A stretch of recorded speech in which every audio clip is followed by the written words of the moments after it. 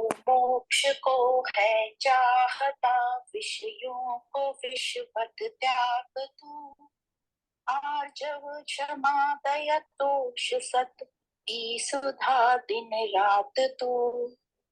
पृथ्वी नहीं जल भी नहीं, नहीं अग्नि तू नहीं है पवन।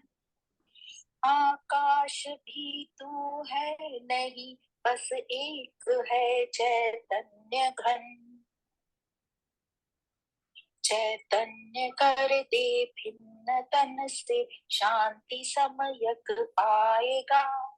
होगा तुरंत ही सुखी, बंध मुक्त हो जाएगा। आश्रम वर्ण आदि का किंचित न तू अभिमान कर। निज इंद्रियां कर दे अलग, हो जा अजर हो जा अमर। जो मोक्ष को है चाहता, विषयों को विषवत त्याग तू।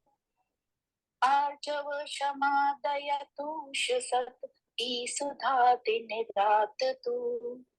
पृथ्वी नहीं जल भी नहीं, नहीं अग्नि तू नहीं है पवन। आकाश भी तू है नहीं, बस एक है चैतन्य घन। चैतन्य घन। सभी को नमस्कार एवं प्रणाम। हम आज पढ़ने जा रहे हैं अष्टवक्र गीता।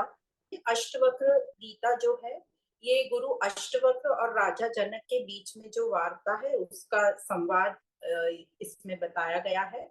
तो हम आज से अष्टवक्र गीता में पूरे प्रेम और आदर सहित शुरू कर रहे हैं। और इसमें जो है अद्वैत ज्ञान का उल्लेख है। और यह अष्टवक्र गीता विशुद्ध वेदांत की बहुत ही श्रेष्ठतम और सुंदर शुद्धतम अभिव्यक्ति है, जिसमें ब्रह्म ज्ञानी ने मुक्ति के उपाय बताए हैं। जो गुरु अष्टवक्र है ये कोई भी विधि, क्रिया, पूजा, प्रार्थना, ध्यान, कर्म, भक्ति, भजन, कीर्तन, हठ आदि ये कुछ भी आवश्यक नहीं मानते, क्योंकि ये इनका ऐसा मानना है कि कई बार हम क्रियाएं जो है हमें भटका देती हैं और हम क्रिया को ही अंतिम बात समझ लेते हैं और पूरे जीवन भर उन क्रियाओं में ही उलझे रहते हैं, उन्हीं में ही रमण करते रहते हैं। फिर साथ साथ क्रियाओं के साथ हमें अहंकार भी आ जाता है कि हम ये क्रिया कर रहे हैं और हम दिखावे में और आडंबर में फंस जाते हैं। तो इसलिए गुरु अष्टवक्र सीधा ज्ञान की बात करते हैं। तो ये जो क्रियाएं और विधियां बताई जाती हैं इसमें कई बार मनुष्य धार्मिक तो दिखाई देता है पर उसमें कोई उपलब्धि नहीं हो पाती उसकी। और अष्टवक्र जी का कहना है कि उपलब्धि के लिए तो सिर्फ बोध मात्र ही पर्याप्त है। तो वो एग्जाम्पल देते हैं, जैसे अंधकार को हटाने के लिए क्या किया जा सकता है।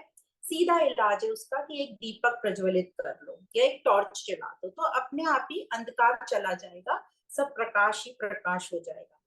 पर जो है हम लोग दीपक जलाना तो छोड़ देते हैं और दूसरे कर्म कांड क्रियाओं में, दूसरी प्रक्रियाओं में लग जाते हैं, विधियां अपनाने लगते हैं, साधनाएं करने लगते हैं। वो जरूर अच्छी है शुरुआत के लिए, पर वो हमें अंतिम छोर तक नहीं ले जाएंगी। तो अष्टवक्र जी कहते हैं केवल ज्ञान का प्रकाश ही पर्याप्त है। अब बात आती है कि ये जो अंधकार हो गया ये हुआ हमें क्यों। ये हमारे अंदर जो अज्ञान आया है, ये अज्ञान ही कारण है अंधकार का। अब अज्ञान के कारण क्या हुआ है कि हम जो है अपने आप को भूल गए हैं। और भूलने का मतलब है कि हम भूल गए कि हम कौन हैं। इसका ये मतलब है कि आत्मा जो है जिसको हम बाहर ढूंढ रहे हैं, कहीं और ढूंढ रहे हैं, वो कहीं खोई नहीं है, बस अज्ञान के कारण हम भूल गए हैं। बल्कि आत्मा तो हम सबका आधार है और हम सबके साथ है, उसी पर सब कुछ अध्यारोपित है। तो बस एक बार ज्ञान प्रकाश से हमें स्मृति आ जाए, हमें याद आ जाए, तो जो इस समस्त जो संसार का माया जाल रूपी अंधकार जिसको कहा गया है, वो ज्ञान के प्रकाश से नष्ट हो सकता है। और जो मनुष्य है वो अपनी वास्तविक स्थिति मतलब वास्तविक स्वरूप को पहचान सकता है। तो फिर से एग्जाम्पल आता है रस्सी और सांप का। जैसे रस्सी में सांप का जो हमें भ्रम हो जाता है, और वो भ्रमित होकर हम क्या होते हैं, हम भय हो लगता है, हमें डर लगता है, मृत्यु का डर लगता है, और फिर इन सब मृत्यु के डर से हम सब कुछ उल्टे सीधे काम करने लगते हैं, चोरी करने लगते हैं, शोषण करने लगते हैं, हत्याएं करने लगते हैं। ये सब है अज्ञान के कारण। तो अधिकतर जो लोग हैं उनको जो है कर्म समझ में आता है, पूजा पाठ समझ में आता है, पर जो जिज्ञासु होते हैं, जो सही में मुक्ति चाहते हैं, जो बंधन से मुक्ति चाहते हैं, जो प्रज्ञावान होते हैं, जो विद्वान होते हैं, जिनमें श्रद्धा होती है, समर्पण होता है, वही ज्ञान को ग्रहण कर पाते हैं। तो इसी लिए जो अष्टवक्र गीता है, इनका जो उपदेश है अष्टवक्र जी का, ये साधारण लोगों या सामान्य लोगों में इतना प्रचलित नहीं हो पाया, क्योंकि अष्टवक्र जी जो है सत्यों को पूरी जो है नकारते हैं। वो घटाने की विधि बताते हैं, निगेशन की, कि मैं ये नहीं हूं, मैं ये नहीं, जो भी कुछ हमें दिखाई दे रहा है वो हम नहीं है, नेति नेति की प्रक्रिया बताते हैं। और यहाँ पे जो बताया जिज्ञासु कौन है, राजा जनक। तो जिज्ञासु के रूप में राजा जनक है और गुरु है अष्टवक्र। अब कई लोगों को क्वेश्चन आता है कि अष्टवक्र गीता और कृष्ण की जो भगवत गीता है, इसमें क्या फर्क है। तो जो कृष्ण की गीता है वह भी पूरा, उसमें भी तत्व ज्ञान है, पर कर्म पर अधिक जोर दिया गया है, क्योंकि उनका उनके जो सामने शिष्य है वो कौन है, अर्जुन है, और वो कहाँ खड़ा है, युद्ध भूमि पे खड़ा है। तो इसलिए उस पर भगवत गीता में जोर कर्म पे दिया है। अब क्योंकि अर्जुन को क्या करना है, अतताइयों का को मारना है, उनको उनका सामना करना है, वही उसका कर्तव्य था। तो भगवत गीता में निष्काम कर्म बताया है कृष्ण ने, बंधन मुक्ति के लिए, मतलब मुक्ति तक पहुंचने के लिए, अपने बंधन को काटने के लिए। तो डिटेल में वहां कर्मयोग बताया है। बताया क्या है कि जो कर्ता भाव है, जो स्वार्थ के लिए कर्म किए जाते हैं, वही बंधन के कारण है। और हमें यहाँ ये भी अच्छे से समझ लेना है कि हर वक्त हर मिनट हम निष्काम कर्म नहीं कर सकते, पर हाँ, हमें निष्कामता की के बारे में से ही आगे बढ़ना चाहिए। तो कृष्ण के सामने अर्जुन है और अष्टवक्र जी के सामने राजा जनक है। तो दोनों की जो शिष्य हैं, उनमें दोनों की शिष्यों की स्थिति में बहुत फर्क है, इसलिए दोनों के प्रश्नों में भी बड़ा अंतर है। तो जो अर्जुन है कृष्ण के सामने, वो बड़ा ही कंफ्यूज्ड है, और वो मानसिक समस्याओं से घिरा हुआ है, उलझा हुआ है। उसे मुक्ति या वैराग के बारे में तो कुछ, उससे अभी इच्छा ही नहीं, उसे तो ज्ञान भी नहीं पता, उसे ये भी नहीं पता कि अभी कौन सा कर्म करना चाहिए या कौन सा कर्तव्य उसके लिए ठीक है। इसलिए वहां पर कृष्ण ने, याद होगा कि शुरुआत में सांख्य योग में आत्मा का भी, तत्व का भी ज्ञान दिया, और उसके बाद साथ साथ कर्म योग, ज्ञान योग, भक्ति योग, सब कुछ बताया गया। अब जो राजा जनक हैं, उनकी स्थिति जो है अर्जुन से बहुत बहुत बेहतर है, बहुत ऊंची स्थिति है। राजा जनक जो है जिज्ञासु हैं, इसलिए अभी हम आगे देखेंगे कि उन्होंने पहला क्वेश्चन जो पूछा, जो ये अष्टविक्र गीता का जो आरंभ होता है, वो राजा जनक उवाच से होता है, और पहला ही सवाल उन्होंने पूछ लिया मुक्ति के लिए। तो यह जो सामान्य लोग हैं, उनसे राजा जनक जो, उनकी स्थिति बहुत ही ऊंची है। वे इतना तो समझ ही गए थे कि संसार से, संसार के विषय भोगों से उन्हें वह नहीं मिलेगा जो उन्हें चाहिए, पूर्णता के लिए जो उन्हें चाहिए वो संसार से नहीं मिलेगा। और महाराज श्री पतंजलि योग में भी हमने देखा है कि जो चित्त की वृत्तियों को रोकने के लिए अलग अलग विधियां बताई गई हैं वहां, पर जो बुद्धिमान लोग हैं, जो प्रज्ञावान हैं, उनको विधियों की आवश्यकता ही नहीं पड़ती। और ऐसे ही भगवान बुद्ध ने भी कहा है कि जो समझ सकता है उन्हें मैंने बोध दे दिया, और जो ना समझ है उनको विधियां दे दी। अब ऐसा नहीं है कि ना समझ समझ नहीं, समझदार नहीं हो सकते। विधियों को लेकर हमें आगे बढ़ना है, हमें पूरी जिंदगी भर विधियों के ही आधार पे नहीं टिके रहना है। तो जो राजा जनक थे वो विद्वान थे, इसलिए अष्टवक्र ने उन्हें विधियां नहीं बताई, ना कोई पूजा पाठ बताई, या ना कोई यम नियम, आसन, प्राणायाम, ये सब कुछ नहीं बताया, क्योंकि उनकी पात्रता देखकर उनको गुरु ने ज्ञान दिया। तो जैसे हम देखते हैं कि संसार में अलग अलग किस्म के लोग हैं जिनकी बुद्धि का जो लेवल है वो अलग अलग तरीके का है। तो यदि हम पूरे संसार के लोगों को देखें तो 4 तरीके की लेवल पे या स्तर पे हम उन्हें डिवाइड कर सकते हैं। जो सबसे निचले कैटेगरी के लोग हैं, जिनको हम पशुवत बोल सकते हैं, ये लोग अधिकतर लोग इस कैटेगरी में आते हैं और वे जानते ही नहीं कि दुख क्या है या दुख का सही कारण क्या है या दुख क्या है, इससे टोटली वो बेखबर रहते हैं। वे खाते पीते हैं, भोग में लगे रहते हैं और प्रजनन में लगे रहते हैं। तो ये उनका पशुवत बिहेवियर रहता है। जो इनसे थोड़े बेहतर रहते हैं, जो दूसरी कोटि में आएंगे, ये थोड़ा सा दुख को समझने लगते हैं और ये दुख को, क्योंकि ये दुख इन्हें सताता है तो ये दुख से मुक्ति चाहते हैं। पर ये ज्यादा करके सुख मांगते हैं, दुख की जगह हम सुख मांगते हैं, भगवान से प्रार्थना करते हैं। और कुछ ये लोग अपनी मान्यता और धारणाओं को चेंज नहीं करते, वो वैसे ही बने रहते हैं, पर बस ये दुख का समय बीत जाए। पर इनको ये पता रहता है कि ये दुख है। अब जो तीसरे स्तर के लोग हैं, ये संसार को दुख का कारण मानते हैं, इसलिए ये संसार से आसक्त नहीं रहते, संसार से ये थोड़ा किनारा करके चलते, लिप्त नहीं होते संसार से। तो ये तीसरी कैटेगरी के लोग हैं। और जो चौथी कैटेगरी के लोग हैं, ये समझ जाते हैं कि संसार भी दुख का कारण नहीं है, बल्कि हमारी जो अज्ञानता है, अहंकार है, यह है दुख का कारण, आसक्ति दुख का कारण है। और जो लोग ये समझ जाते हैं वो मुक्ति को प्राप्त हो जाते हैं। तो जो राजा जनक थे, हम कह पाएंगे कि वो तीसरी और चौथी कैटेगरी के बीच में खड़े हैं। तो जो गुरु अष्टवक्र हैं, ये कौन है? तो जो गुरु अष्टवक्र हैं, ये ऋषि उद्दालक की पुत्री जो है सुजाता और ऋषि कहोड़ के पुत्र थे। अब ये जो ऋषि उद्दालक जो हैं, ये भी बहुत परम ज्ञानी थे और ये ऋषि कहोड़ के गुरु थे। तो उन्होंने अपने शिष्य के साथ ही, उसको बहुत ज्ञानी देखा तो अपनी पुत्री सुजाता का विवाह कहोड़ ऋषि के साथ कराया और ये उनकी संतान है अष्टवक्र। अब ये अष्टवक्र, इनका नाम कैसे पड़ा? कहते हैं कि ये इनका जो शरीर है ये 8 जगह से टेढ़ा था, इसलिए ये अष्टवक्र कहलाए। पर ये ज्ञानियों के शिरोमणि थे। ये छोटी उम्र में ही इनको आत्मज्ञान हो गया था। अब जैसे भगवत गीता जो है कि आप कहते महर्षि वेद व्यास जी द्वारा रचित है, उसी प्रकार ये अष्टवक्र जो गीता है, ये जगत गुरु राम भद्राचार्य जी द्वारा लिखी गई है और इसमें 20 अध्याय हैं और टोटल 298 श्लोक हैं। तो इस प्रकार ये अष्टवक्र गीता की जस्ट रूपरेखा बताई है।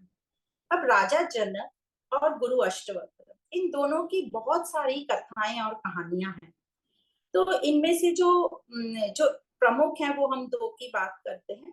कहते हैं एक बार राजा जनक ने सपना देखा कि मैं भिखारी हूँ और मैं सब जगह भीख मांग रहा हूँ। जब वो जागे तो उन्होंने देखा कि अरे मैं तो भिखारी नहीं हूँ, मैं तो राजा हूँ। तो उनको बहुत सोच पड़ गई कि सच बात क्या है, ये राजा सच बात है कि जो मैं भिखारी हूँ वो सच बात है, ये क्या सच है? तो कहते हैं कि उन्होंने ऋषि अष्टवक्र को, तब तक वो जान गए थे ऋषि अष्टवक्र को, और उन्हें बुलवा भेजा, सच क्या है मुझे बताइए। और ऐसे ही दूसरी कथा है अष्टवक्र मुनि के बारे में। कहते हैं कि एक बार राजा जनक के दरबार में तत्व ज्ञान का जो है आयोजन हुआ कि किसमें ज्ञान ज्यादा है। तो शास्त्र अर्थ के लिए बहुत बड़ी सभा हुई, ऐसा राजा जनक के दरबार में होता रहता था। तो ये जो सभा आयोजित हुई, इसमें जगह जगह से विद्वान आए और शास्त्रार्थ डिस्कस हुआ। तो कहते हैं उसमें जो अष्टवक्र के पिताजी थे वो भी शास्त्र अर्थ में वहां पर मौजूद थे। अब जब अष्टवक्र जी की उम्र सिर्फ 12 साल थी, और ऐसा कहते हैं कि जो अष्टवक्र जी के पिताजी थे वो शास्त्र अर्थ में हार गए। तो जब हार गए तो राजा जनक के दरबार में एक नीति बनी हुई थी कि जो हारेगा उसको कठोर दंड दिया जाएगा। तो जब अष्टवक्र जी को ये पता चला, जब वो छोटे ही थे, बालक थे, कि मेरे पिताजी हार गए हैं और उन्हें जो है बड़ी कठोर ये दी जा रही है, पनिशमेंट दी जा रही है, तो जो ऋषि अष्टवक्र जी हैं, ये राज दरबार में पहुंच गए। तो जब ये राज दरबार में पहुंचे, तो जैसे कि इनका जो शरीर था वो 8 जगह से टेढ़ा था, तो नेचुरली दिखने में थोड़े अलग दिखते थे। तो जब ये सभा में पहुंचे, तो सभा में जितने भी लोग थे जोर जोर से हंसने लगे उन्हें देखकर। तो जब ऋषि अष्टवक्र ने देखा कि ये मुझे हंस रहे हैं देखकर, तो 2-4 मिनट वो शांत रहे और वो भी जोर जोर से हंसने लगे। जब वो जोर जोर से हंसने लगे, तो राजा जनक को लगा कि ये क्यों हंस रहे हैं, मुझे नहीं समझा। तो राजा जनक ने पूछा, अष्टवक्र, मुझे ये तो समझ गया कि सभा के लोग क्यों हंस रहे हैं, पर आप क्यों हंस रहे हैं ये मुझे नहीं समझा।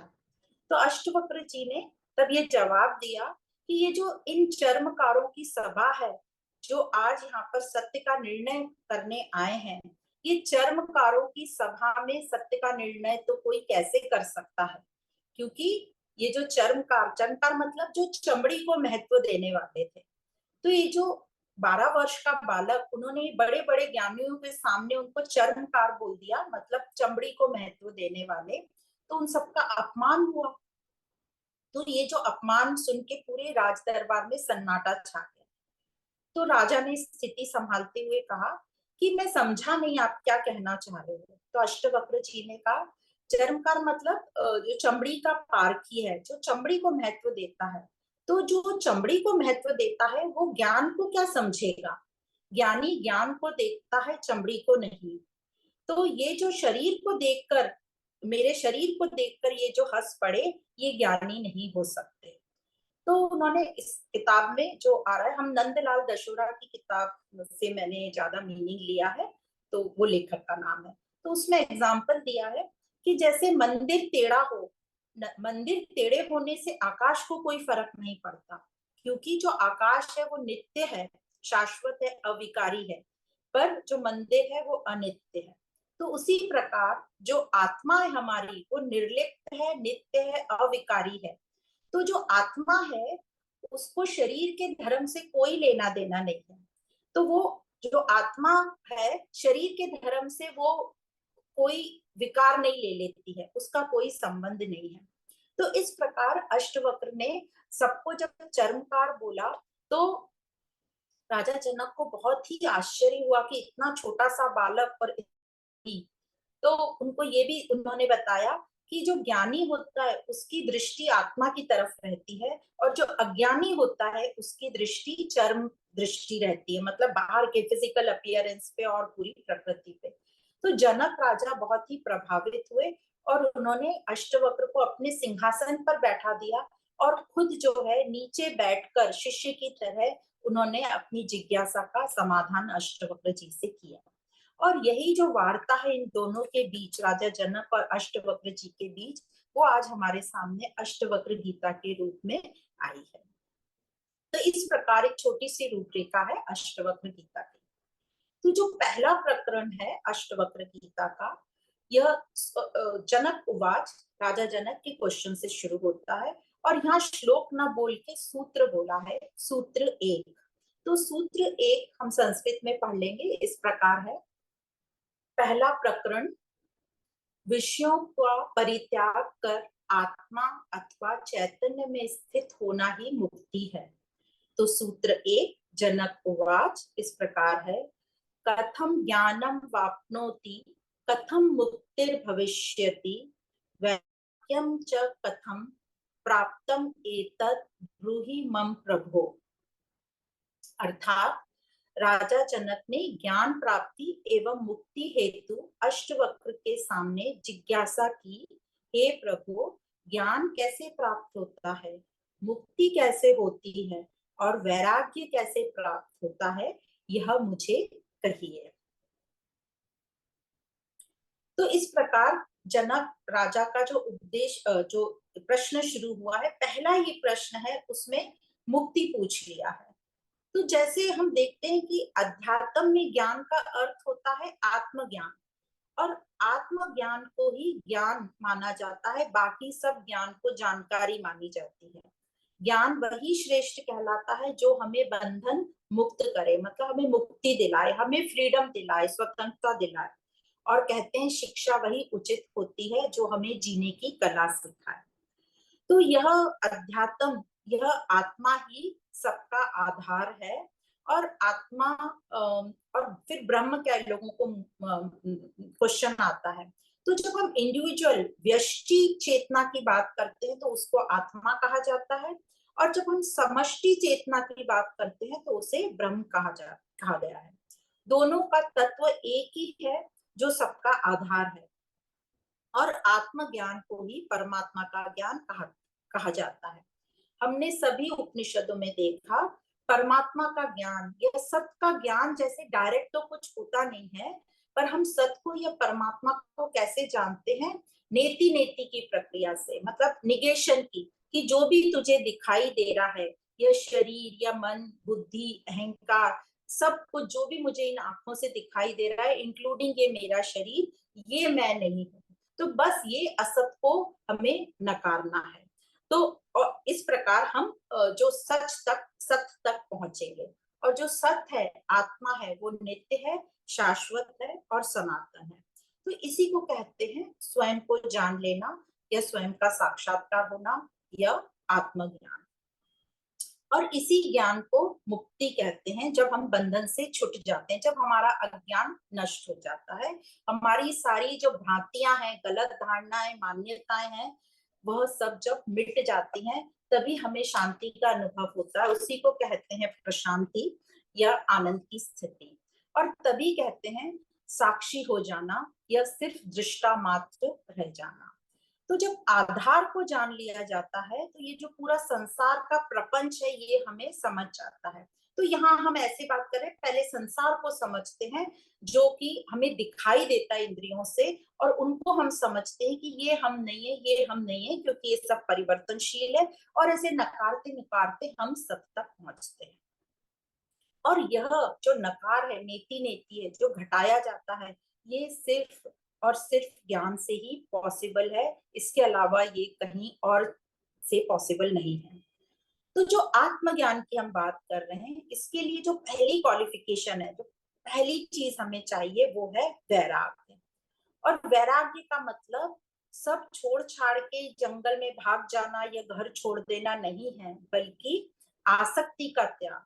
आसक्ति मतलब अटैचमेंट, जो हम लिप्त हो जाते हैं, जो सब पे निर्भर रहते हैं, जो हम उन्हीं को सब कुछ मान लेते हैं, उन्हीं को बहुत महत्व देते हैं, इंपॉर्टेंस देते हैं।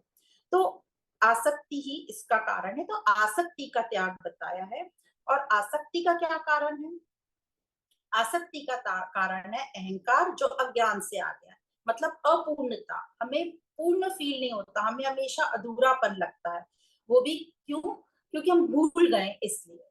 तो यह जो अपूर्णता हमें लगती है, तो हम इसकी पूर्णता के लिए हम बाहर से, संसार से अपेक्षा रखते हैं कि मुझे संसार से मिल जाएगा तो मैं पूर्ण हो जाएगा, मुझे बाहर से कुछ मिल जाएगा वही मुझे पूर्णता देगा।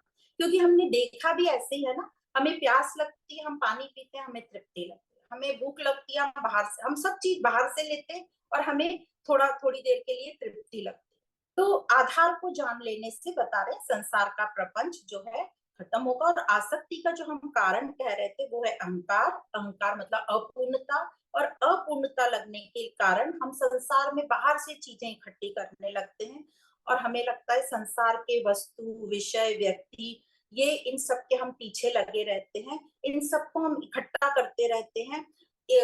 और इकट्ठा क्यों हम करते रहते हैं? क्योंकि एक बार हमने कोई चीज ली इंद्रियों से, हमें थोड़ी देर के लिए सेटिस्फेक्शन या तृप्ति मिली, और फिर हम अतृप्त हो जाते हैं, तो फिर और इकट्ठा करते रहते हैं। तो ऐसे हमारे ऊपर जो है परत परत इकट्ठी हो जाती है। जैसे बोलते हैं प्याज के ऊपर परतें रहती हैं, या पत्ता गोभी आप देखेंगे एक के ऊपर एक लेयर बनी हुई रहती है। तो ये जो हम इतना विषय और संसार में लिप्त रहते हैं, वहां से इकट्ठा करते रहते हैं, तो हम अपने जो स्वरूप से बहुत दूर और दूर होते जाते हैं, अपने आधार से दूर होते जाते हैं। तो जैसे हमने 7वें अध्याय भगवद गीता में भी पढ़ा था कि ये जो अहम है, ये समझ लो आप बीच में है, एक तरफ है संसार और एक तरफ है परमात्मा। अब ये जो अहम है बीच में, इसको कुछ चाहिए कोई आधार पूर्ण होने, क्योंकि ये भूल गया है। तो ये इसको ये संसार की तरफ अट्रैक्ट होता है और यही से इच्छा अपनी पूरी करने की कोशिश करता है। पर इसके पास चॉइस है, ये परमात्मा की तरफ भी जा सकता है, पर उसके लिए उसको जो अपना अहंकार कम होना पड़ेगा, आसक्ति कम करनी पड़ेगी, और ये विवेक हो उसको कि मुझे यहाँ से तृप्ति नहीं मिल रही है, अब मुझे इस तरफ जाना है। तो इस प्रकार ये अहम जो है अपने आप को पूर्ण करने के लिए संसार का सहारा लेता रहता है। तो अब हमें करना क्या है? संसार से जो हमने आशाएं बांध रखी है, संसार पे जो हम इतना निर्भर है, डिपेंडेंट है, उसी पर हमें काम करना है। तो ये जो संसार पे इतनी आशाएं, मतलब यही मिलेगा तो मैं अच्छा हो जाऊंगा, इससे मुझे पूर्णता मिलेगी, यही सब कुछ है, इसके बगैर मैं कुछ नहीं हूँ, ये डिपेंडेंसी, ये हमें आशा, यही यहाँ पे हमें काम करना है और इसको छोड़नी है। जैसे कि भगवत गीता में 3रे अध्याय में 30 नंबर के श्लोक में भी हमने यही पढ़ा था। तो जब हम यहाँ पे संसार बोल रहे हैं, संसार का मतलब है प्रकृति, प्रकृति में सब कुछ आ गया, हमारा शरीर से लेकर जो भी कुछ हम इन आंखों से देख रहे हैं, व्यक्ति, विषय, परिस्थिति, धारणाएं, मान्यताएं, सब कुछ इस संसार में आ गया। तो करना क्या है? आसक्ति जो है उसका त्याग करना है। इस संसार से जो हमें आसक्ति है उसका त्याग करना है। तो अष्टवक्र कहते हैं कि यदि व्यक्ति सिर्फ संसार से आसक्ति का त्याग भर कर दे, इतना ही कर दे, तो वो ज्ञान प्राप्ति के लिए तैयार हो गया, मतलब अधिकारी हो जाएगा ज्ञान प्राप्ति का। पर अब क्वेश्चन आता है, ये आसक्ति जैसे कहाँ से आ गई? तो हमने समझा आसक्ति आ गई अज्ञानता के कारण। पर अज्ञानता के कारण है, इसका मतलब ज्ञान द्वारा ये नष्ट की जा सकती है। इसका मतलब इसका सोल्यूशन है, इसका ट्रीटमेंट है, जो है ज्ञान द्वारा ये नष्ट की जा सकती है। पर ज्ञान लेने के लिए पहले हमें ये स्वीकार करना पड़ेगा कि हम अज्ञानी हैं, हम दुखी हैं, हम बंधन में हैं, हमने जो ये शरीर समझ लिया अपने आप को, वो हम नहीं हैं, मैं विषयों में ग्रस्त हूँ और मुझे यहाँ से पूर्णता नहीं मिल रही और मिलेगी भी नहीं, क्योंकि ये जो विषय हैं ये भी जड़ हैं, परिवर्तनशील हैं। तो जो खुद ही जड़ है, जो खुद ही अपूर्ण है, पूर्ण नहीं है, तो वो मुझे क्या पूर्णता देगा? तो एक्चुअली ये बात हमें समझ में आ जाए तो हमारी बात बनेगी।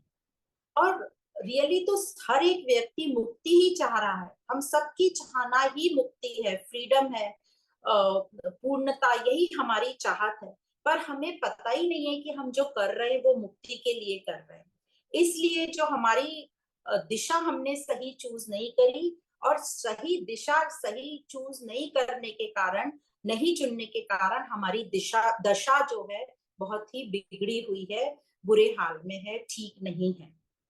अब जो राजा जनक है वो यहाँ तक जान गए थे कि इस संसार से मुझे पूर्णता प्राप्त नहीं होगी, इसलिए उन्होंने डायरेक्ट ही ये प्रश्न पूछ लिया, ये 3 प्रश्न, कि ज्ञान कैसे प्राप्त होगा, मुक्ति कैसे होती है और वैराग्य कैसे होता है। तो ये पहले श्लोक के राजा जनक के क्वेश्चन है।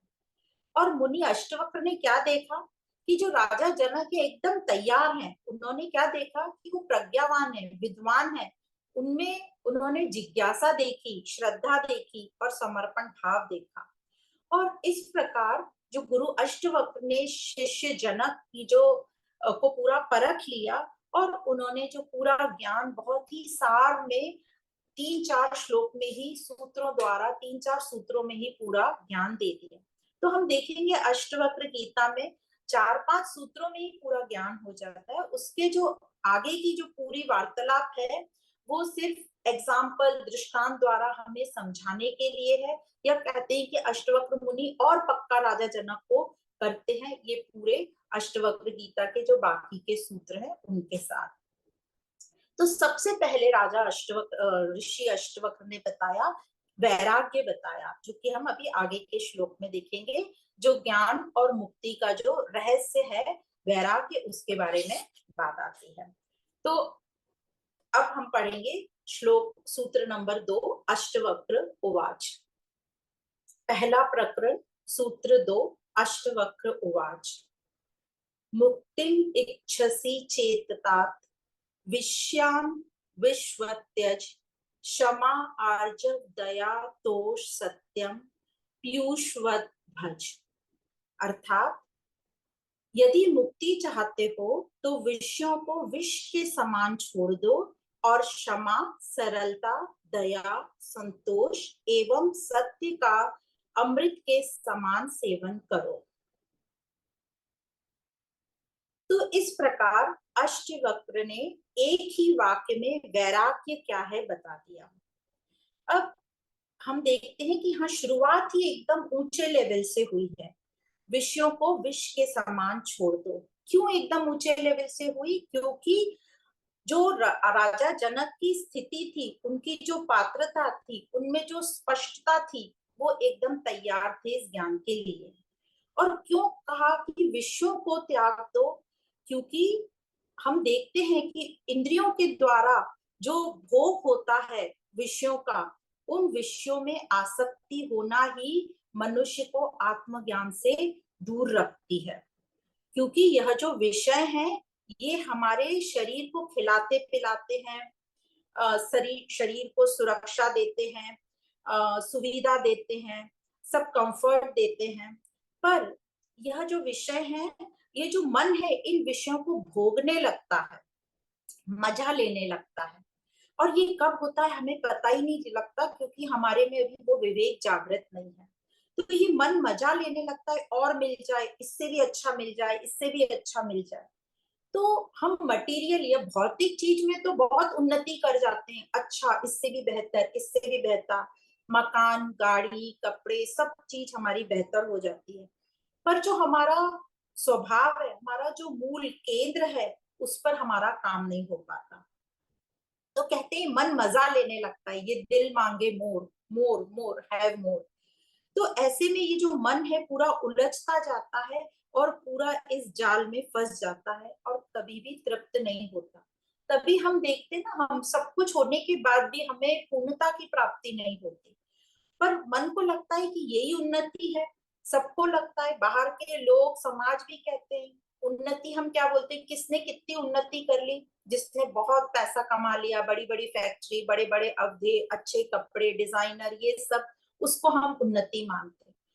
ठीक है, भौतिक उन्नति वो है, पर आध्यात्मिक उन्नति उसको नहीं मानी जाती। तो यह मन जो है विषयों को भोगने लगता है और अपने स्वरूप से, अपने मूल रूप से बहुत दूर दूर जाता जाता है और उलझता जाता है। तो जैसे एक हम कहीं रास्ते पे निकले, समझो हम मुंबई से दिल्ली के लिए निकले और एक रास्ता हमने गलत टर्न ले लिया, तो क्या होगा? हम गलत ही गलत जाएंगे। हम सही कब होंगे? यदि कहीं हम रुक कर पूछ ले, पूछताछ कर ले, चेक कर ले। जैसे आजकल तो जीपीएस हो गया, वैसे ही हमारे पास ये शास्त्र हैं, गुरु हैं। तो यदि हम उनको पढ़ ले, थोड़ा समझ लें कि ये हमारा जीवन जा कहाँ रहा है, हम कर क्या रहे हैं, तो हम सही रास्ते पे आ सकते हैं। तो यहाँ पर कहा जा रहा है कि विषयों को छोड़ने का मतलब है उनके प्रति आसक्ति का त्याग। वापस बोल रहे हैं, आसक्ति मतलब अटैचमेंट, लिप्तता, जो हम लिपट चिपट जाते हैं विषयों से, व्यक्तियों से, उन पर निर्भर हो जाते हैं, डिपेंडेंट हो जाते हैं, और उसी विषय या व्यक्ति को हम इतना महत्वपूर्ण मान लेते हैं, उसी को हम एकदम फिक्स कर लेते हैं कि यही अंतिम है हमारा। और जो गलत धारणा है उनको भी हम एकदम फिक्स कर लेते हैं कि यही सब सही है, यही करना है, तो ही हमारी उन्नति है। तो बता रहे हैं कि विषय बंधन नहीं है, पर आसक्ति बंधन है, और इस आसक्ति को छोड़ने की बात अष्टवक्र कह रहे हैं। फिर से बता रहे हैं कि अष्टवक्र जो है, ये नहीं कह रहे कि खाना पीना, कपड़े, घर छोड़ दो, बल्कि वो कह रहे हैं कि ये प्रकृति और संसार को तो हम छोड़ भी नहीं सकते। जो रिश्ते, हमारे रिश्तेदार हैं, समाज है, इनके प्रति जो हमारी आसक्ति है, उसको ड्रॉप करने को, उसके त्याग की, उसको छोड़ने की बात कह रहे हैं। अब कई बार ये जो आसक्ति है, ये बहुत बहुत बड़ी ब्रॉड है। आसक्ति, हमें हर चीज से आसक्ति है। तो आसक्ति हम देखने जाएं तो किस किस चीज से हमें आसक्ति है? विषय तो हो गए, व्यक्ति हो गया, पूरी प्रकृति हो गई, फिर जो समाज ने, रिश्तेदारों ने हमको जो बचपन से जो हमारे अंदर मान्यताएं बता दी हैं, गलत धारणाएं जो हैं हमारे अंदर फिक्स करा दी हैं, वो भी उनके प्रति भी हम इतने आसक्त हो गए हैं कि हमको लगता है वो ही बेस्ट है जो उन्होंने कहा है। हमने तो कुछ पढ़ के देखा नहीं, ना ही मुझे लगता उन्होंने इतना कुछ पढ़ के हमें बताया होगा, तो हमने उसी को फिक्स मान लिया अपने मन में और वही धारणाएं बिछा ली, मान्यताएं बिछा ली, और हमें लगता है ऐसा ही होना चाहिए, यही बेस्ट है, यही उन्नति कराएगा, और उसी को पकड़ के हमें चलना है। और वह नहीं हो पाया तो हम समाज में क्या मुंह दिखाएंगे, हम अच्छे नहीं कहलाएंगे। इस प्रकार हम बहुत ही रीति रिवाजों और बहुत सारी रूढ़िवादियों में अटके हुए हैं, गलत धारणाओं में अटके हुए हैं। तो जो अष्टवक्र कह रहे हैं कि यही आसक्ति जो है धारणाओं में, मान्यताओं में, रीति रिवाज में, इन सभी से जो आसक्ति है उसका त्याग। तो हमें श्रुति अनुसार चलना है, हमें पुराण वगैरह जो स्मृतियां हैं उनके अनुसार नहीं, जो श्रुति कहती है, श्रुति मतलब जो उपनिषद कहते हैं, जो वेदांत कहते हैं, जो भगवत गीता में आता है, जो ब्रह्म सूत्र में आता है, उनसे हमें टैली करना है और उसके हिसाब से हमें चलना है। तो आसक्ति ही बंधन बताया जा रहा है और आसक्ति ही दुख का कारण है, क्योंकि जहां बंधन होगा वहां दुख होगा। तो भोगों में आसक्ति से ही ये जो सब धारणाएं, मान्यताएं, प्रकृति है, इंसान, व्यक्ति, परिस्थितियां, इन सब के प्रति जो हमारी आसक्ति है, इसी के कारण सब ये बिगाड़ा हो रहा है, इसी के कारण हम इतना दुखी हो रहे हैं। क्योंकि भोगों में जो आसक्ति है उसके होने से ही हमें लोभ, मोह, क्रोध, ईर्ष्या, द्वेष, दुख, चिंता, ऐसे अनेक प्रकार की चीजें हमारे मन में घर बना लेती हैं और फिर यही हमारी लाइफस्टाइल बन जाती है। कुछ भी हमारे हिसाब से नहीं हुआ, जो हमारी धारणाएं हैं, मान्यता है, तो हम दुखी होंगे, अपने आप को स्ट्रेस देंगे, परेशान होंगे और फिर हम बीमार भी होते हैं। तो ये पूरा चक्रव्यूह बन जाता है और इसमें हम फंस जाते हैं। पर ये जो विषय भी विष के समान किसको लगेंगे? जो मुक्ति चाहता है, जिसकी स्थिति राजा जनक जैसी है, वही विषयों को विष के समान जान पाएगा। इसलिए कहते हैं कि पहले हमें मानना है कि हम अज्ञानी हैं, हम विषयों में ग्रस्त हैं, और यह जिस प्रकार का जीवन हम जी रहे हैं वो हमारा जीने का उद्देश्य नहीं है। तो हमें अपने जीने का उद्देश्य या जीवन जो हमें ये मिला है, मनुष्य जीवन, इसका उद्देश्य ठीक प्रकार से समझना चाहिए कि हम स्व को ढूंढ लें, हमारी जो स्मृति है वो वापस आ जाए। तो अष्टवक्र मेन कारण बता रहे हैं आसक्ति, जो अज्ञान के कारण है। आसक्ति के त्याग से क्या होगा? आसक्ति के त्याग से हम ज्ञान के पात्र बनेंगे। तो ये नहीं समझ लेंगे कि आसक्ति का त्याग किया तो हमें आत्मज्ञान की प्राप्ति हो गई। अभी हम आत्मज्ञान के लिए ठीक पात्र बन जाएंगे, क्योंकि पात्र में यदि पहले से ही कुछ अशुद्धियां या बेकार की वस्तुएं पड़ी रहेंगी तो काम की वस्तुओं के लिए वहां कहाँ जगह होगी, ऐसा गुरु का कहना है। तो यदि यदि वो पात्र विषयों से भरा हुआ है तो वो शुद्ध कैसे, शुद्धता उसमें कैसे आएगी? इसलिए पात्र की सफाई बताई है। पात्र की सफाई मतलब हमारे मन अंतःकरण की सफाई। फिर आगे अष्टवक्र ने कहा कि मन साफ होने पर क्या करना है? तू क्षमा, सरलता, आर्जव को सरलता बता, आर्जव मतलब सरलता, दया, संतोष और सत्य रूपी अमृत को उसमें भरकर ग्रहण कर, सेवन कर, तब तुझे अमृत का लाभ मिलेगा। मतलब पहले बताया विषयों को जो है विष के समान समझकर उसको छुड़वाया हमसे, और क्योंकि ये जो विषय हैं ये अनित्य हैं, अविद्या जनित हैं, और क्षमा, सरलता, आर्जव ये सब शाश्वत हैं।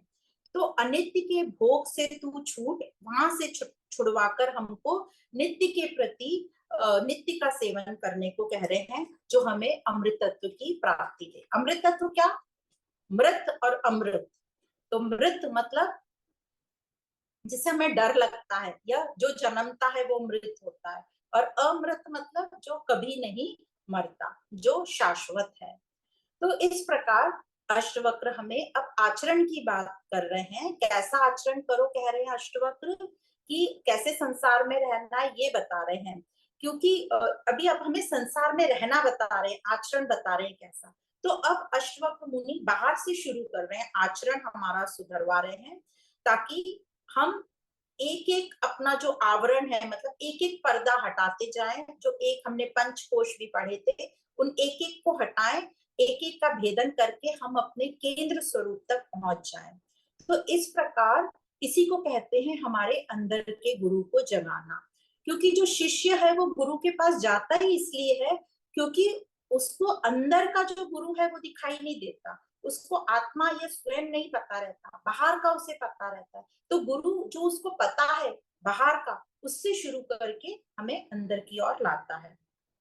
तो ये आचरण क्यों कह रहे हैं गुरु? क्योंकि जब संसार से आसक्ति होती है तब विषयों का त्यागना बहुत ही मुश्किल होता है, और यह आचरण जो बता रहे हैं, क्षमा, दया, ये संभव नहीं हो पाते। तो सबसे पहले गुरु बोल रहे हैं क्षमा। हम जो है क्षमा कर ही नहीं पाते क्योंकि हम विषयों को बहुत महत्व देते हैं। विषय, क्योंकि कोई भी विषय के पीछे ही तो लालच, धोखाधड़ी और गलत होता है ना, तभी क्षमा की बात आती है। तो असल में यहाँ जो गुरु बोल रहे हैं, क्षमा का मतलब है अष्टवक्र गुरु के हिसाब से कि याद ही नहीं रखना कि तुम्हें किसी ने दुख दिया है, तुम दुखी हुए हो, यह याद ही नहीं रखना। Forgive and forget. पर यह तभी होगा जब संसारिक विषयों को हम महत्व नहीं देंगे। यदि हम संसारिक विषयों को महत्व देंगे तो हम क्षमा कर ही नहीं सकते। जैसे एग्जाम्पल यदि हम ले, हमारे घर में यदि कोई कांच का बहुत सुंदर शो पीस रखा है और बहुत महंगा है, अब कोई साफ सफाई करने वाली जो सर्वेंट है उसके हाथ से वो टूट गया, तो हम क्या कहेंगे? बाप रे, कितना महंगा है, तुमने तोड़ दिया, है ना, ये कहेंगे।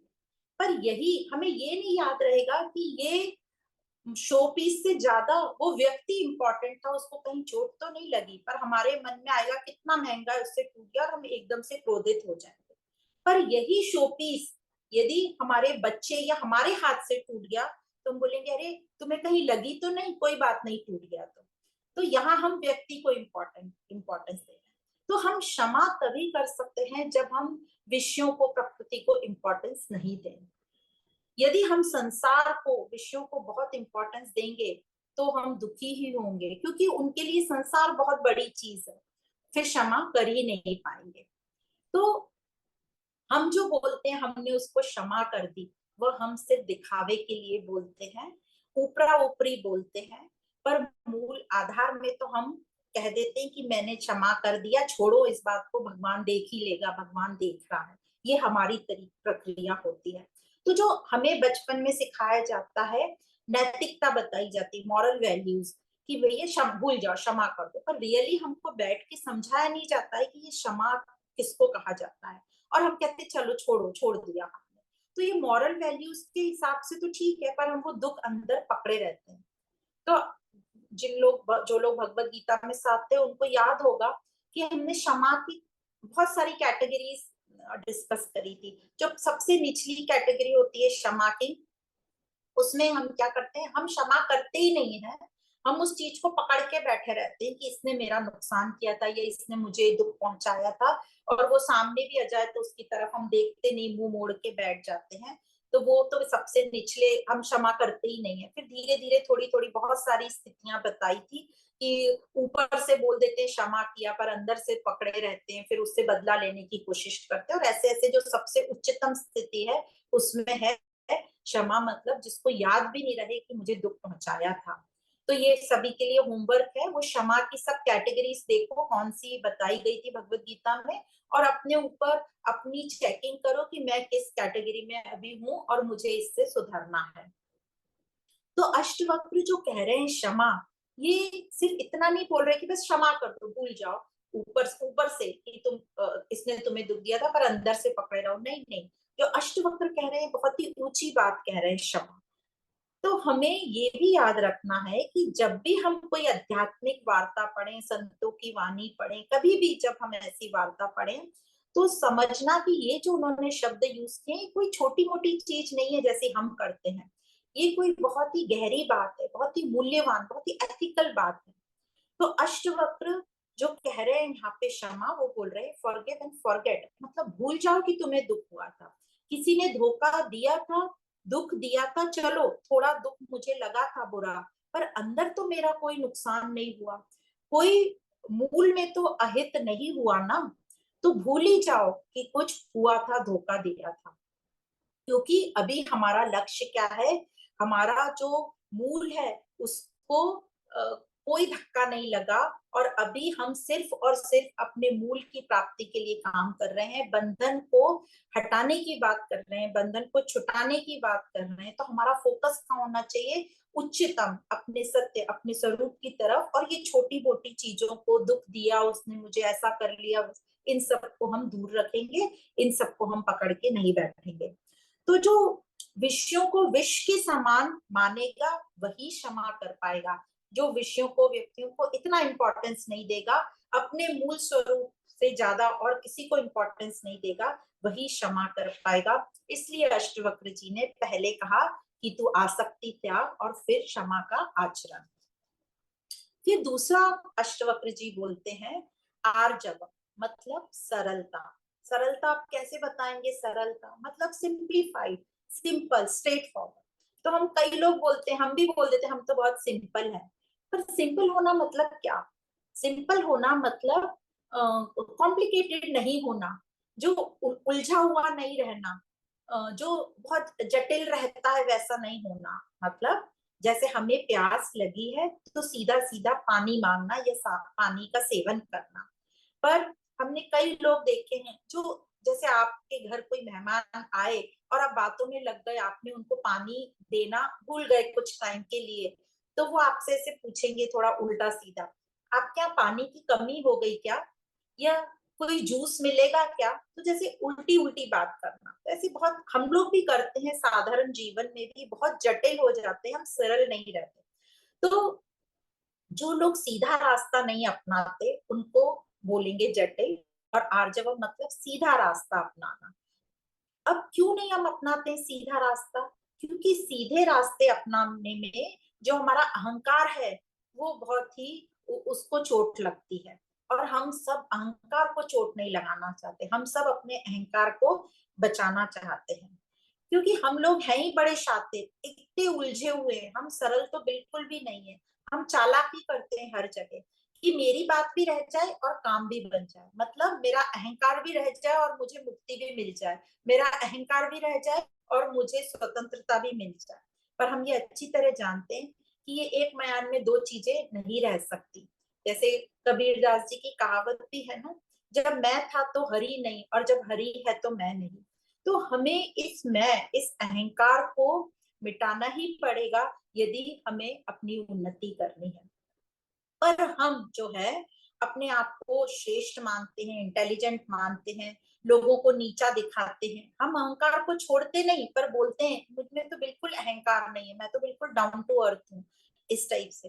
तो हमें ये अहंकार के बारे में अब अपना ही चिंतन मनन करना है, कॉन्टेम्पलेशन, अपने ऊपर ध्यान दो, चेकिंग करो कि मैं कहाँ कहाँ मेरा अहंकार आ रहा है। तब हमें पता चलेगा कि हर जगह हमारा अहंकार आ रहा है।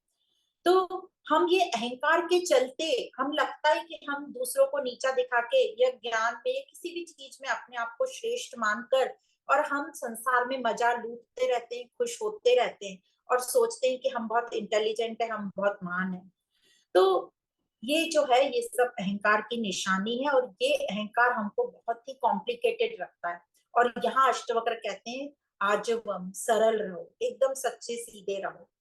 तो जो संसार को हक से ज्यादा यूज करेगा, उपयोग करेगा, वो उतना ज्यादा सरल नहीं है। आर्जवम उसके लिए, वो आर्जव जो क्वालिटी है वो उसके लिए नहीं कहलाई जाएगी, वो उतना उलझा हुआ है। जो जितना सरल होगा वह संसार को उतना ही यूज करेगा जितना उसको जरूरत है। तो इस प्रकार गुरु अष्टवक्र आर्जवम का आचरण करने को कहते हैं। फिर गुरु कहते हैं दया। और गुरु कहते हैं दया वही कर पाएगा जो निर्लिप्त हो, जो अनासक्त हो। पर जो आसक्त है, जो संसार से लिपटा चिपटा पड़ा है, वह खुद ही इतना डिपेंडेंट है संसार पर, तो क्या दूसरों की सेवा करेगा, क्या दूसरों पर दया करेगा? वह अपनी धोती लंगोटी संभालने में लगा है, वह अपनी चिंता में डूबा हुआ है। तो दया होने के लिए खुद को निर्लिप्त होना आवश्यक बता रहे हैं अष्टवक्र गुरु। फिर बताते हैं संतोष, संतोष का आचरण। क्यों कहा संतोष? क्योंकि जो संसार से लिप्त है, जो अंदर से इतना असंतोषी है कि निरंतर ही बाहर भागा जा रहा है, इंद्रियों द्वारा बाहर से वो संतोष बटोरने की कोशिश में लगा हुआ है, क्योंकि उसे अंदर बहुत ही खालीपन महसूस होता है, इसलिए उसे लगता है और चाहिए, बाहर से और ले लूं और ले लूं। तो ऐसे व्यक्ति में संतोष टिक ही नहीं पाएगा, वो संतोष रह ही नहीं पाए, संतोषी रह ही नहीं पाएगा। तो संतोषी तभी रह पाओगे जब ये पता रहेगा कि संसार से ये जो मेरा खालीपन है, पूर्णता नहीं मिलेगी, ये खालीपन दूर नहीं होगा। इसलिए पहले ही अष्टवक्र ने कह दिया, विषयों को विष के समान त्यागो, मतलब आसक्ति को त्यागने की बात जो हो रही है। और फिर बाद में अंत में अष्टवक्र कहते हैं, सत्य का करो। संसार तो असत्य है और सत्य वह होता है जो नित्य है, सत्य एक ही है, और हम सब उस सत्य को पाने की कोशिश कर रहे हैं या समझने की कोशिश कर रहे हैं। तो बार बार यही बता रहे हैं कि आत्मज्ञान या उपनिषद या कोई भी ग्रंथ हमारे सत्य नहीं बताते, वो क्या बताते हैं कि मिथ्या क्या है, असत्य क्या है, ताकि हम उसे नकार दें और ऑटोमेटिक हम सत्य को जान पाए। तो सत्य वह है जो नित्य है, जो बदलता नहीं है, जो शाश्वत है। तो जैसे ये बात समझ में आ गई कि संसार जो है परिवर्तनशील है, धोखा देने वाला है, मिथ्या है या असत है, पल पल में बदलता रहेगा, तो जो व्यक्ति नित्यता चाहता है, जो मुक्ति चाहता है, वह संसार को जान लेगा और वह समझ जाएगा संसार से मुझे पूर्णता नहीं मिलने वाली, पर मुझे संसार में ही रहना है, क्योंकि जो शरीर की जो पूरी चीज है वो तो सब मुझे प्रकृति से ही लेनी है। पर वो संसार से लिप्त नहीं होगा, वो संसार से थोड़ा थोड़ा किनारा करने लगेगा, हटेगा, लिप्त नहीं होगा। और इंद्रियों को वो बाहर ज्यादा विचरने नहीं देगा, मतलब बाहर इंद्रियों को भागने नहीं देगा, मतलब वो बाहिर्मुखी से अंतर्मुखी होगा। अंतर्मुखी होना मतलब अपने अहंकार को पकड़ेगा, अपने अपना अवलोकन करेगा, अपना चेक करेगा, तो अपनी इंद्रियों को संभाल के रखेगा, कहाँ कहाँ मेरी आसक्ति है उस पर काम करेगा। जैसे भगवत गीता में सेकेंड अध्याय के 58 नंबर के श्लोक में बताया था, कछुए की तरह, जैसे कछुआ अपने सारे पैर अंदर की ओर ले लेता है क्योंकि उसको समझ गया कि बाहर से मेरा जो है काम नहीं होने वाला है, तो समेट लेता है। उसी प्रकार हमें भी अपनी इंद्रियों को जो है बाहर विचरने नहीं देना है, हमें अंतर्मुखी होना है। तो ये जो आचरण बताए अष्टवक्र जी ने, ये सारे संसार की आसक्ति से ही जुड़े हुए हैं, और अनासक्त होंगे तब ये आचरण में आएंगे। तो ये अष्टवक्र जी इतना आचरण की बात क्यों कर रहे हैं? क्योंकि ये संसार से जुड़े हुए हैं, क्योंकि जो सामने राजा जनक बैठे हुए हैं, वो क्या है, वो राजा हैं, वो प्रजा में बैठे हुए हैं, वो प्रजा की रक्षा कर रहे हैं, उनके चारों ओर जो है विषय विषय पड़े हुए हैं। इसलिए गुरु ने पहले वैराग की बात करी और फिर आचरण की बात करी। तो शिष्य कौन है यह देख के जो है गुरु ज्ञान देता है, शिष्य कौन है, क्या पूछ रहा है, इस हिसाब से गुरु का ज्ञान होता है। तो यहाँ जो शिष्य हैं वो है राजा जनक, और वो सीधा ही पूछ रहे हैं मुक्ति के बारे में, मुक्ति पूछ रहे हैं, मतलब बंधन है, और बंधन संसार विषयों में है, आसक्ति के कारण है विषयों से। इसलिए राजा मुनि अष्टवक्र ने एकदम सार में उन्हें उत्तर दे दिया कि विषयों को विष के समान छोड़ दो, तो आसक्ति का तो त्याग कर, और ये क्षमा, दया, संतोष और सत्य का आचरण कर।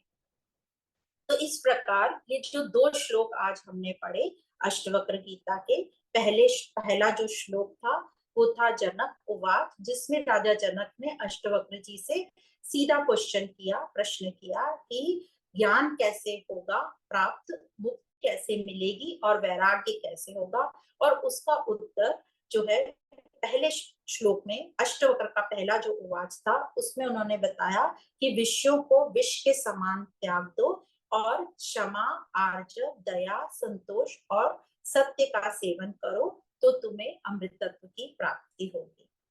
आज हम यहीं पर विश्राम करते हैं और आगे के श्लोक हम नेक्स्ट क्लास में लेंगे। आप सभी को बहुत बहुत धन्यवाद।